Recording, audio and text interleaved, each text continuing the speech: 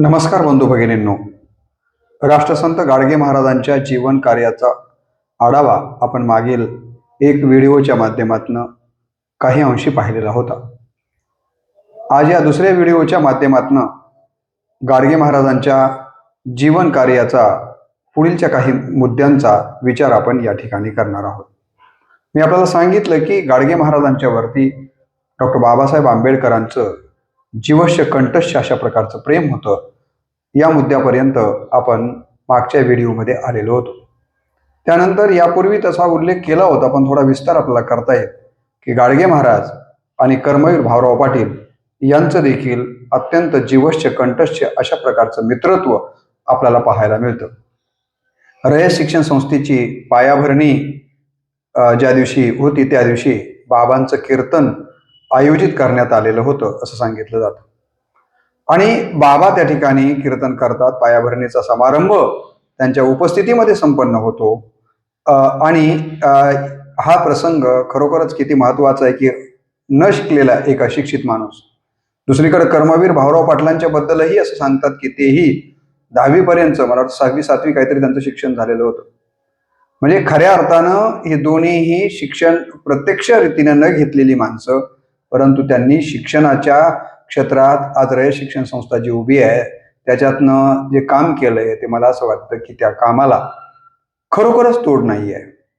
किती मोठं काम या ठिकाणी यांनी केलेलं आहे हे आपल्या लक्षात येतं. आणि मग गाडगे महाराजांचं कीर्तन संपल्याच्या नंतर लोक पाया पडायला आली की महाराज त्यांना कुणालाच पाया पडू द्यायचे नाही. ते म्हणायचे की माणसानं माणसाच्या पाया पडायचं नसतं, माणसाने माणसाचे कधीही पाय धरू नयेत अशा पद्धतीने सांगायचे. तरी एखादा माणूस जर पाया पडायला आलाच तर एकदम त्याच्यावर बाजूला जर काठी असेल तर ते टणकण मारायचे आणि म्हणायचे सांगितलं ना तुला पाया पडायचं नाही म्हणून.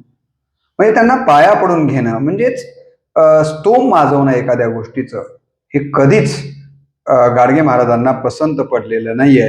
ही गोष्ट आपण लक्षात घेतली पाहिजे. कर्मवीरांना ते म्हणायचे की कर्मवीर तुम्ही माझ्यासाठी काही असं वेगळं करू नका, मला ते आवडत नाहीये, मला माझ्या पद्धतीनं माझं जीवन जगू द्या. कारण कर्मवीरांसारख्यांना, बाबासाहेबांसारख्यांना असं वाटायचं की हा अवलिया यांच्याकडं काहीच नाहीये आणि केवळ समाजासाठी सगळं काही हा माणूस करतोय, त्याच्यासाठी आपण काहीतरी केलं पाहिजे. परंतु गाडगे महाराजांना त्यांच्यासाठी कोण काहीतरी करावं आणि त्यांच्याकडून काहीतरी करून घ्यावं हे कधीच आवडत नसायचं. हे देखील आपण लक्षात घेतलं पाहिजे. आणि म्हणून रयत शिक्षण संस्थेच्या विकासामध्ये सुरुवातीच्या काळात गाडगे महाराजांचा खूप मोठं योगदान राहिलेलं आहे. आणि म्हणून त्याची कृतज्ञता म्हणून देखील मला असं वाटतं की रयत शिक्षण संस्थेत त्यांच्या नावाने देखील महाविद्यालय स्थापन झालेलं आहे असं मी एका ठिकाणी ऐकलं का वाचलेलं होतं. गाडगे महाराजांनी समाजाचा संसार उभा करत असताना स्वतःच्या कुटुंबाकडे, स्वतःच्या संसाराकडे मात्र मनावं तेवढा मोह धरलेला आपल्याला दिसत नाहीये. त्यांची पत्नी आलोकाबाई, मुलगी आलोकाबाई होती, पत्नी कुंताबाई यापूर्वी मी आपल्याला सांगितलं. मुलगी आलोकाबाई आहे, पत्नी कुंताबाई आहे, मुलगा गोविंदा नावाचा आहे. असं म्हणतात की गोविंदा नावाच्या या मुलाला पिसाळलेलं कुत्रं चावलं, तशी फरफड झाली मुलाची. आणि महाराजांचं कुठेतरी दुसरीकडे कीर्तन सुरू होतं.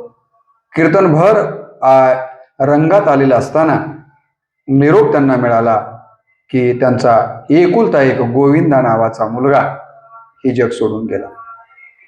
कल्पना करा आपल्यासारख्याला ही गोष्ट कळाल्याच्या नंतर काय वाटलं असतं. परंतु ही अर्ध्या कीर्तनामध्ये घटना कळाल्याबरोबर काय करावं गाडगे महाराजांनी, तर गाडगे महाराजांनी ही जी काय तार असेल ती तार वाचली आणि म्हणाले ऐसे मरती अनंत एकाचा का करू खंत गोपाला गोपाला देवकी नंदन गोपाला गोपाला गोपाला देवकी नंदन गोपाला. असे दररोज माणसं मरतात असा पद्धतीचा त्यांनी उल्लेख केलेला आहे. पत्नी कुंताबाईनं सांगितलं की अहो तुम्ही एवढ्या धर्मशाळा उभ्या केलेल्या आहेत, मला असं वाटतं की कुठल्या तरी एखाद्या धर्मशाळेच्या आडोशाला राहता येईल का मला. त्यावेळेला गाडगे महाराजांनी सांगितलं वेडे, असे धर्मशाळेमध्ये राहू नकोस, तसाच तुला तिथं राहायचा मोह व्हायला लागला आणि मोह हा कधीही चांगला नाहीये आणि म्हणून आपलं जसं आहे तशा झोपडीत तू राहा. आपल्या पत्नीला देखील त्यांनी स्वतः उभ्या केलेल्या धर्मशाळेमध्ये मुलीला धर्मशाळेमध्ये राहायची परवानगी त्यांनी दिलेली नाहीये. ही गोष्ट आपल्याला कदाचित हे वागणं थोडंसं कठोर वाटेल, परंतु महापुरुषही अशीच असतात की त्यांना समाजाच्या संसारामध्ये स्वतःचा संसाराचं महत्त्व कधीही वाटत नाही आणि अवघाची संसार सुखाचा करीन आनंदे भरीन तिन्ही लोक, हाच त्यांचा खरा तर मूलमंत्र असतो आणि म्हणून त्यांनी त्याच पद्धतीनं केलेलं आपल्याला दिसून येतं. मुलगा मेल्याच्या नंतर देखील कीर्तनामध्ये मी म्हणाल्याप्रमाणे ते म्हणाले की ऐसे मरती अनंत एकाचा का करू खंत, गोपाला गोपाला देवकी नंदन गोपाला. तिथं रडले नाहीत. ते म्हणाले की माणसं दररोजच मरतात आणि मी कुणाकुणासाठी म्हणून रडू, कारण ही सगळी माणसं माझीच आहेत. गोविंदाच माझा एकटा होता असं नाही, तर दररोज माणसं मरतात. मी कुणाकुणासाठी रडू, कारण सगळी माणसं माझीच आहेत.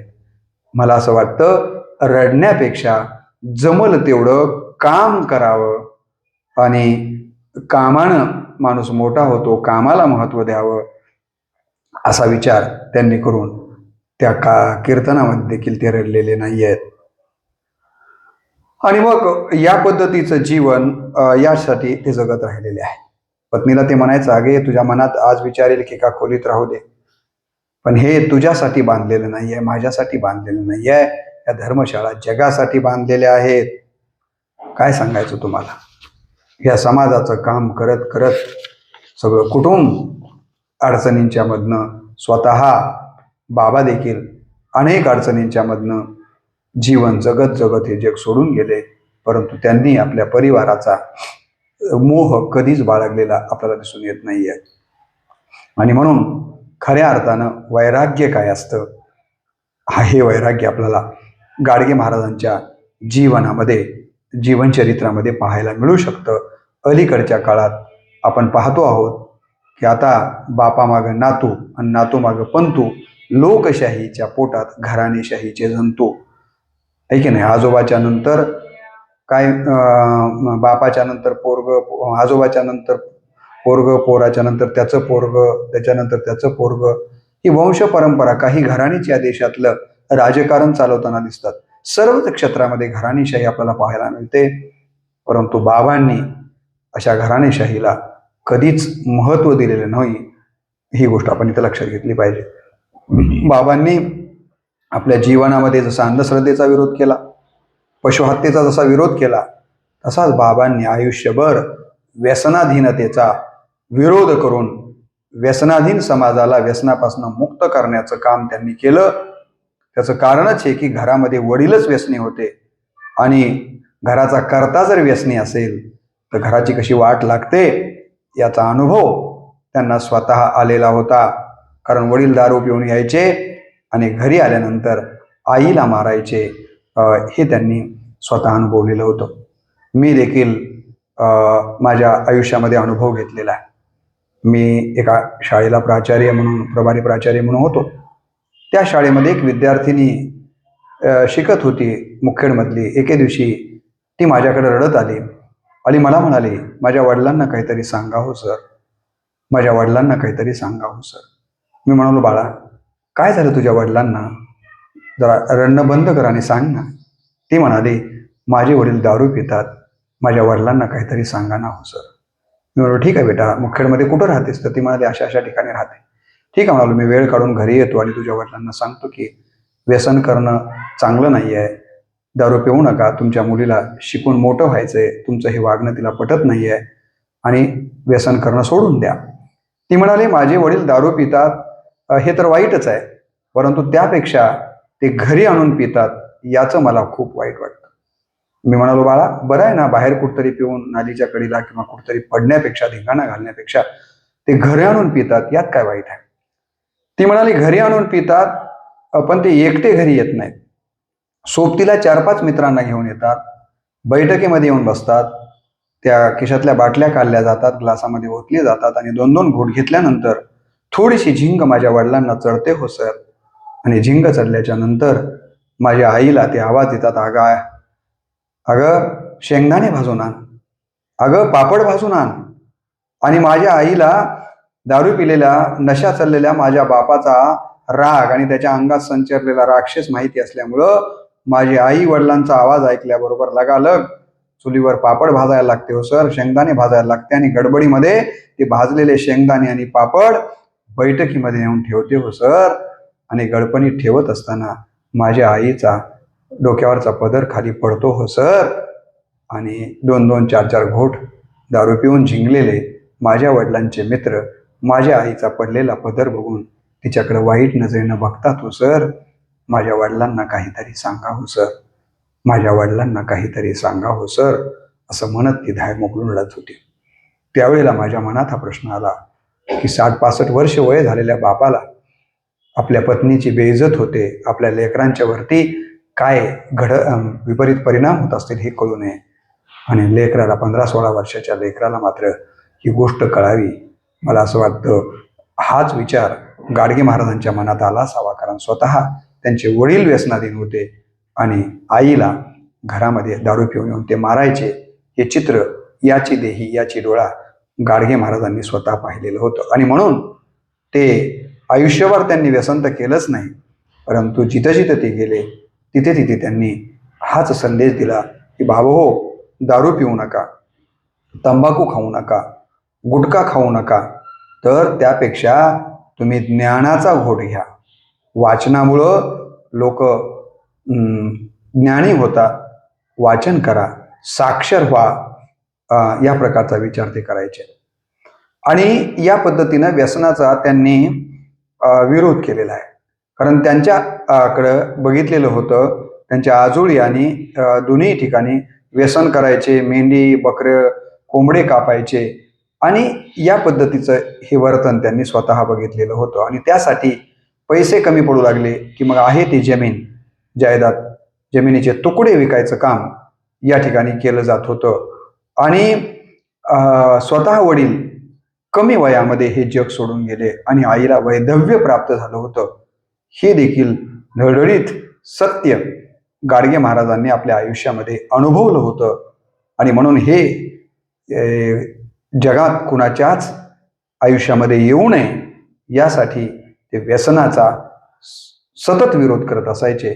आणि व्यसन करू नका असं प्रत्येक कीर्तनामधून प्रबोधनपर अत्यंत अंतःकरणपूर्वक साध ते श्रोते मंडळींना घालत असायचे. ते म्हणायचे त्या कालावधीमध्ये की ब्राह्मण समाज, गुजर समाज, मारवाडी समाज हा मांसाहार करतो का, मद्यपान करतो का, म्हणून तर ते इतके पुढे गेलेले आहेत.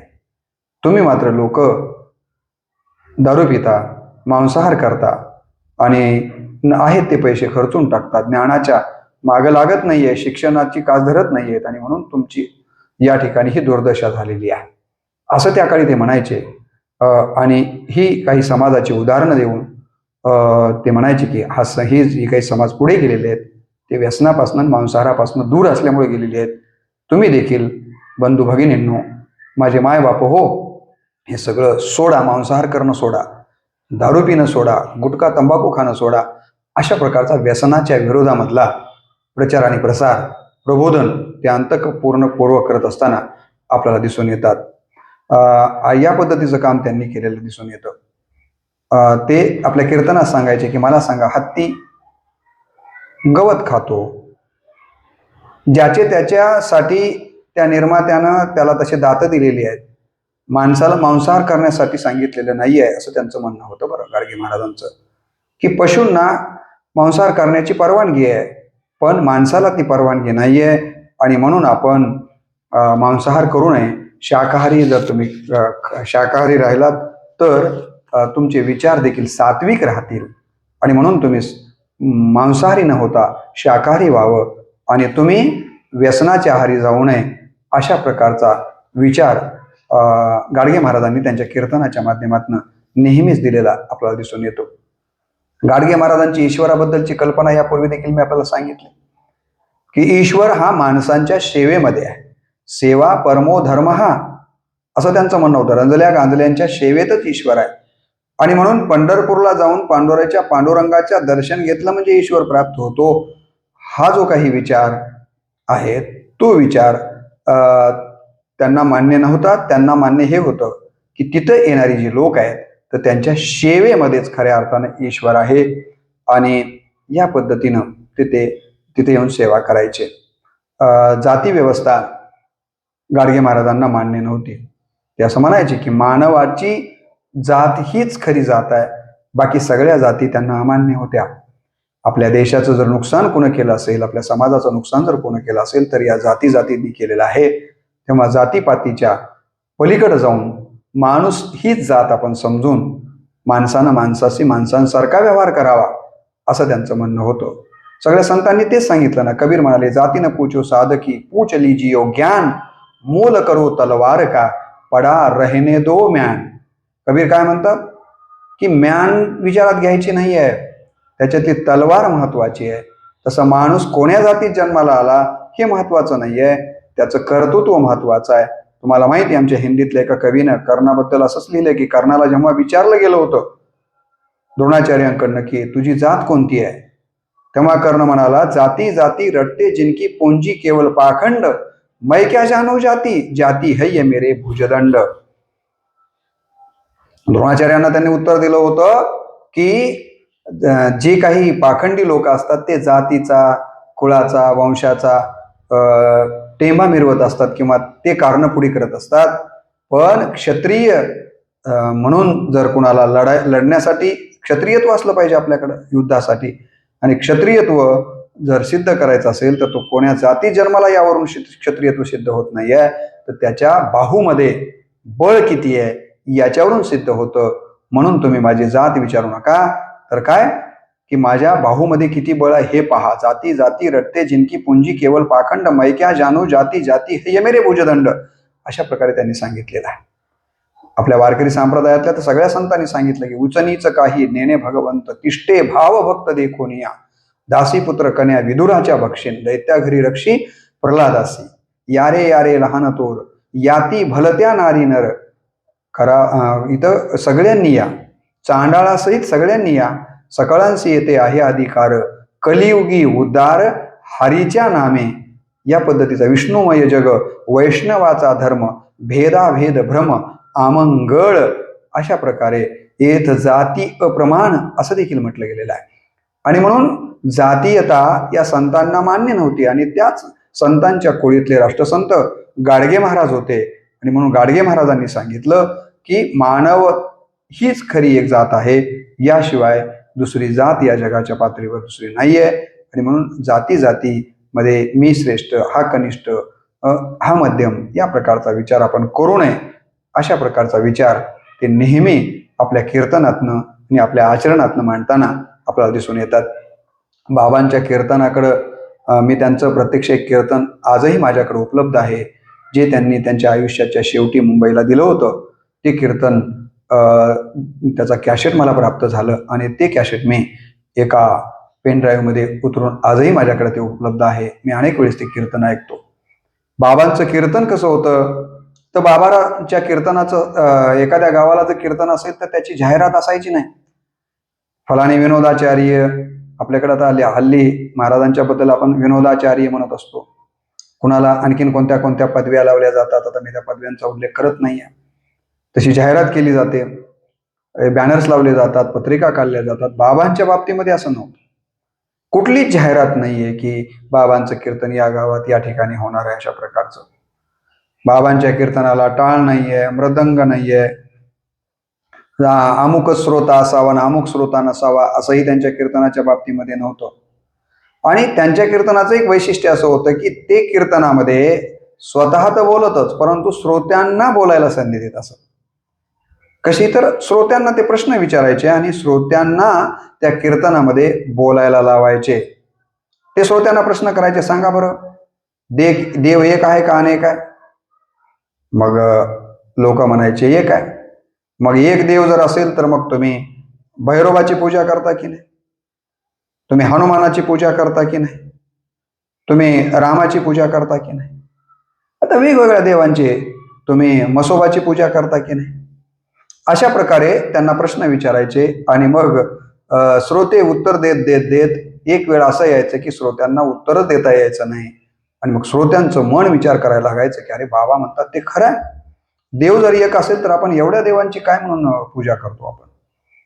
देव जर देवळातच आहे का, देव दगडात आहे का, असे वेगवेगळ्या प्रश्नांच्या माध्यमातून या ठिकाणी श्रोत्यांना बोलकं करण्याचं काम त्यांच्याकडनं झालेलं आपल्याला दिसून येतं. देव जर एक आहे तर मग त्या देवाला वेगवेगळे मंदिरं कशाला पाहिजे, अशा प्रकारचा प्रश्न ते करायचे. आणि शेवटी ते म्हणायचे की माझे मायबाप हो, देव माणसात शोधा. देव जर तुम्हाला शोधायचा असेल तर इतरत्र कुठेही शोधू नका. देव कुठं शोधा? देव माणसांच्या मध्ये शोधा. जो निराश झालेला आहे त्या निराश झालेल्या माणसाला जगण्याची हिंमत द्या. जो रंजलाय पैशाच्या माध्यमातून असेल, ज्याच्या लेकराचं लग्न जमलंय पण तू लग्न करण्यासाठी त्याच्याकडे पैसेच नाहीयेत, अशा गरीब माणसाच्या मुलीचं लग्न लावून द्या. ज्याची उमेद गेलेली आहे जगण्याची, त्याला जगण्याची उमेद द्या. माणूस हाच देव समजून माणसाची तुमच्या पद्धतीनं जशा का असेना परंतु सेवा कशी करता येईल या पद्धतीनं तुम्ही सेवा करा. तिथेच खरा ईश्वर आहे, अशा प्रकारचा ते त्यांच्या कीर्तनामधनं सांगायचं काम करत असायचे. ते म्हणायचे की देव पहावया गेलो, देव पहावया गेलो आणि देवची होणे ठेलो. गोपाला गोपाला देवकी नंदन गोपाला. फार त्यांची शैली वेगळीच आहे. त्या कीर्तनामध्ये आपण जर ऐकलं तर ते असं म्हणायचे, लोकांना मागं म्हणायला लावायचे की देव पहावया गेलो. लोक म्हणायचे पुन्हा परत, देव पहावया गेलो देवची होवणे ठेलो. मग बोला, गोपाला गोपाला देवकी नंदन गोपाला, गोपाला गोपाला देवकी नंदन गोपाला. मध्येच ते विठ्ठल विठ्ठल आणि अशा प्रकारचं त्या कीर्तनामध्ये शिक्षणाचं प्रबोधन करायचे. चाललेल्या राजकारणाबद्दल थोडंसं बोलायचे. समाजसेवा कशी महत्वाची आहे ते त्या कीर्तनामधून सांगत असायचे. कीर्तनातून बोलताना म्हणायचे की माझ्या मायबाप हो, गरजा कमी करा, अंथरूण पाहूनच पाय पसरा, व्यसनी होऊ नका. व्यसनानं कुणाचं चांगलं झालेलं नाही, तुमचंही चांगलं होणार नाही. तेव्हा व्यसनापासून दूर राहा. नरदेह दुर्लभ आहे. माणसाचं आयुष्य हे फार महत्वाचं आहे, कारण हे आयुष्य एकदा गेलं की पुन्हा हे आयुष्य परत मिळत नाही. म्हणतात ना, देह त्यागेता कीर्ती मागे उरावी, मना सज्जना हेची क्रिया धरावी. मना चंदनाचे परी त्वाजी जावे, परी अंतरी सज्जनानी व्हावे. स्वामी समर्थ रामदासांनी देखील हेच सांगितलं. कबीर म्हणाले, मूरत से कीरत बली बिन पंख उड जाय, मूरत तो जाती रहे कीरत कवी न जाय. संतांनी सांगितलं, मरावे परी कीर्ती रूपे उरावे. त्यांनी सांगितलं की माणसाचा हा जो देह आहे तो दुर्लभ, नरदेह दुर्लभ जाणारे, तुम्ही वासुदेव वासुदेव म्हणारे. शतवर्षाची गणनारे, तुम्ही वासुदेव वासुदेव म्हणारे. माणसाला हे आयुष्य खूप अनमोल अशा पद्धतीचं मिळालेलं आहे. तेव्हा या आयुष्याचा आपण वापर चांगल्या कामासाठी केला पाहिजे, वाईट कामासाठी करू नका, अशा प्रकारचं आवाहन ते आपल्या कीर्तनातनं करायचे. आणि ते म्हणायचे की हा नरदेह दुर्लभ आहे, ते चांगल्या कामासाठी त्याला कसं वापरता येईल यासाठी तुम्ही वापरा. दुसऱ्या कामांसाठी तुम्ही चंगळवादासाठी याचा वापर करू नका. व्यसनासाठी याचा वापर, मांसाहारासाठी याचा वापर न करता लोकांची सेवा करण्यासाठी याचा वापर करा. सद्गुण विकसित करण्यासाठी याचा वापर करा. अशा प्रकारे आपल्या कीर्तनातनं ग्रामस्वच्छतेबरोबर मन स्वच्छता करण्याचं काम गाडगे महाराजांनी केलेलं आपल्याला दिसून येतं. आणि महाराजांचं हे काम देखील अत्यंत महत्त्वाचं काम त्यांच्या कीर्तनाच्या माध्यमातून झालेलं आपल्याला दिसून येतं. आणि म्हणून या ठिकाणी त्यांना आपण राष्ट्रसंत असं आदरानं म्हणत असतो. आम जनता आणि बाबांच्या बद्दलचा विचार केला तर आई माहेरी गेलेली होती वडिलांच्या यामुळं, तर तेही आजोळी जाऊन राहत होते. तुम्हाला माहिती आहे, सावकारला दम भरून त्यांनी मामाची शेती सोडवलेली होती. 12 वर्ष तर ते अज्ञातवासातच गेलेले होते. कोणालाच माहित नाहीत कुठे गेलेला हा डेबोजी. आणि एका अवलिया बरोबर 12 वर्ष ते राहिलेले आपल्याला दिसून येतात. आणि त्यांचा स्वभाव कसा होता, तर भूक लागली की अंगणामध्ये जायचे आणि जेवायला मागायचे. गाडगं सोबतच असायचं आणि भाकरी पिठलं जे कोणी काही वाढेल ते आपलं गाडग्यामध्ये घेऊन खायचे. बस पोट भरलं की पुन्हा आपला समाजसेवा करायला मोकळे. किती या माणसाच्या मनाचा मोठेपणा आपण लक्षात घेतला पाहिजे. आणि एवढं असून देखील त्यांचं शरीरयष्टी ही आरोग्य संपन्न होती. कारण नको त्या गोष्टीचा ताणतणाव, नको ते दुर्गुण त्यांनी आपल्या आयुष्यामध्ये कधी त्याला डोकावूच दिलं नसल्यामुळं त्यांचं सगळं शरीर मान हे निरोगी स्वरूपाचं आपल्याला पाहायला मिळतं. बाबांचं खरं जर आपण तत्वज्ञान जे काही आहे ते सांगायचं झालं तर एकच होतं की जगा, सरळ जगा व दुसऱ्याला जगू द्या. आपण म्हणतो ना, जगा आणि जगू द्या. आपणही सरळ जगायचं आणि इतरांनाही जगू द्यायचं. किती महत्वाचा मंत्र आहे हो. अलीकडं आपण देशादेशांच्या मध्ये, माणसांच्या मध्ये, प्रांतांच्या मध्ये जे काही तंटे झगडे पाहतो ते कशामुळं? मी श्रेष्ठ की तू श्रेष्ठ. म्हणजे आपणही नीट जगायचं नाही. म्हणजे खळ वृत्ती जी की ज्ञानेश्वरांनी पसायदानामध्ये सांगितलेली आहे की मी मेलो तरी हरकत नाही. मी पसायदानातल्या जे 5-6 व्हिडिओ केले त्याच्या एका व्हिडिओमध्ये सांगितलं ना की खळ कोण आहे? जो म्हणतो मी मेलो तरी हरकत नाही, पण या गावातला एकही माणूस जिवंत राहता कामा नये. ही वृत्ती म्हणजे खळ वृत्ती आहे. गाडगे महाराजांना हेच सांगायचं की अशी खळ वृत्ती आपल्या अंतःकरणामध्ये ठेवू नका. तुम्ही सरळ जगा आणि इतरांना देखील जगू द्या. ते म्हणायचे की माझं समाज जीवन हेच माझं रामायण आहे. रामायण म्हणजे माझं दुसरं कोणतं नाही. हे समाज जीवन हेच माझं रामायण आहे. लोकजीवनामध्ये राम यावा, या लोकजीवनामध्ये राम यावा म्हणून मी वनवास स्वीकारलेला आहे. अयोध्येच्या रामानं जसा वनवास स्वीकारलेला होता रावणाला नेस्तनाबूत करण्यासाठी, पण मी जो काही वनवास स्वीकारलेला आहे तो कशासाठी स्वीकारलेला आहे? तर या समाज लोकजीवनामध्ये राम यावा, लोकजीवनामध्ये सौख्य निर्माण व्हावं, या लोकजीवनामध्ये विवेक यावा, ज्ञान यावं, अंधश्रद्धा मुक्त समाज निर्माण व्हावा, व्यसन मुक्त समाज निर्माण व्हावा, पशुहत्या न करणारा समाज निर्माण व्हावा, यासाठी मी या ठिकाणी वनवास पत्करलेला आहे. म्हणजे लक्षात घ्या की या जगाचा संसार सुखी व्हावा म्हणून स्वतःच्या संसारावरती तुळशीपत्र ठेवून हा अवलिया या ठिकाणी हिंडताना आपल्याला दिसतोय. हे खरं म्हणजे गाडगे महाराजांचं मोठेपण आपण या ठिकाणी लक्षात घेतलं पाहिजे. या व्हिडिओमध्ये आपण त्यांच्या जीवनचरित्रातला इथपर्यंतचा भाग पाहून शेवटचा एक 3ऱ्या व्हिडिओमध्ये मी आपल्याला बाबांचे राहिलेले पुढचे विचार या ठिकाणी आपल्यासमोर मांडणार आहे. आज आपण इथेच थांबूया.